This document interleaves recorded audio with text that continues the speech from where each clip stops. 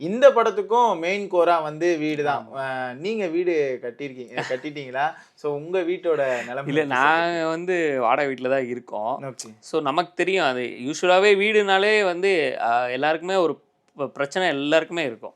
இப்ப நீங்க சொல்ற மாரி ஒண்ணு பார்க்கிங் பிரச்சனை இருக்கும். அதுதான் பார்க்கிங்ல பண்ணாங்க. ஆமா. இல்ல வாடகை வீடு ஒரு ஒரு ஒரு வீடும் போம்போது ஒரு ஒரு பிரச்சனை இருக்கும். சில பேர் சொந்த வீடு வாங்கிட்டு போனாலும் அங்கேயும் அவங்களுக்கு பிரச்சனை இருக்கும். ஓகே. அதுவும் சென்னை மாரி ஒரு சிட்டில வந்து உங்களுக்கு வீடுக்கான சிச்சுவேஷன்ஸ் நெறைய நெறைய பிரச்சனைங்க இருக்கு. நெறைய பேரு வீடு தேவைன்னு அலையுறாங்க.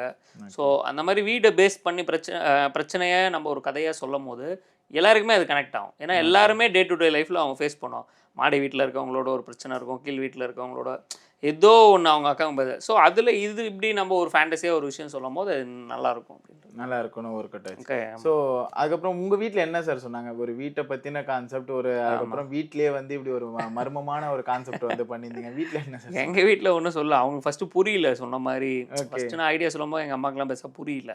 ஓகே. அதுக்கப்புறம் இதெல்லாம் எப்படி நடக்கும்? இது பாசிபிலிட்டி இருக்காதுன்னாங்க. அப்புறம் படமா பார்க்கும்போது அவங்களுக்கு அது புரிஞ்சது, புடிச்சது. ஓகே. நல்லாயிருக்கு.